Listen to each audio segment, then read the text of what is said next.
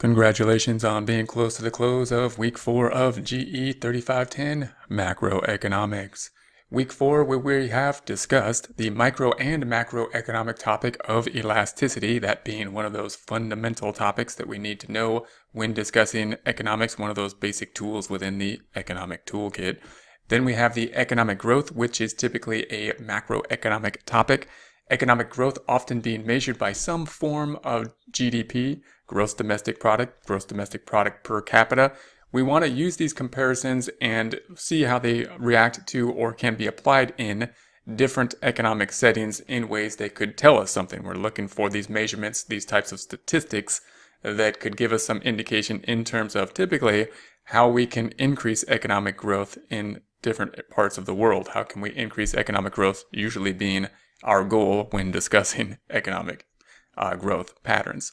If everything from the discussion forums on down, that's what we need to get done. Remember that the discussion forums are worth 21% of the grade, huge piece of the grade. The strategy for this course, as well as any course, I would suggest being pick up 100% of the 21% offered for discussion forums. How to do that? You need at least 4 posts. That is, however, the minimum. If your posts are less than great, then you may not get there with the minimum of 4 posts, but that's okay. Given the format of discussion forums, it is possible, however, to get there with more posts as long as we're adding new content that is related to economics, using economic tools and economic models in order to facilitate discussion. Those would continue to add points. If you copy and paste anything from somewhere else, that's okay. Just make sure to reference it to not be plagiarizing.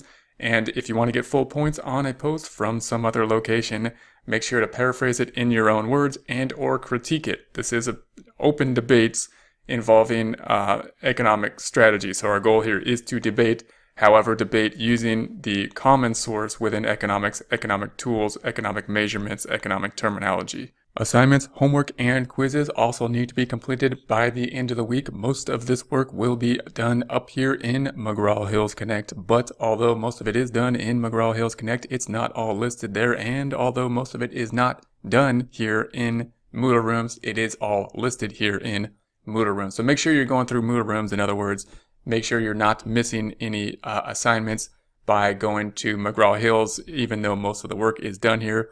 This is your check sheet. This is where you want to check everything off and make sure everything is done. Especially the homeworks here for each week. You want to double check that the homeworks are completed, whether they be in McGraw-Hill's Connect or back here in Moodle Rooms.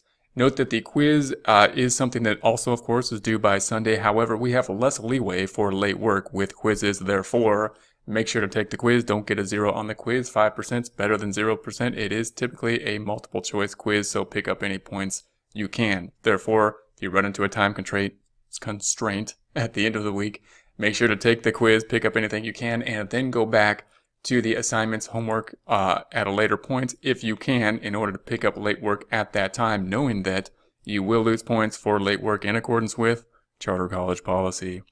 We scroll up top to the grade book up top. Remember that the grades are due by Sunday for each week. I typically have until Wednesday to get those grades for the prior week entered into the gradebook. I try to do it Tuesday around noon.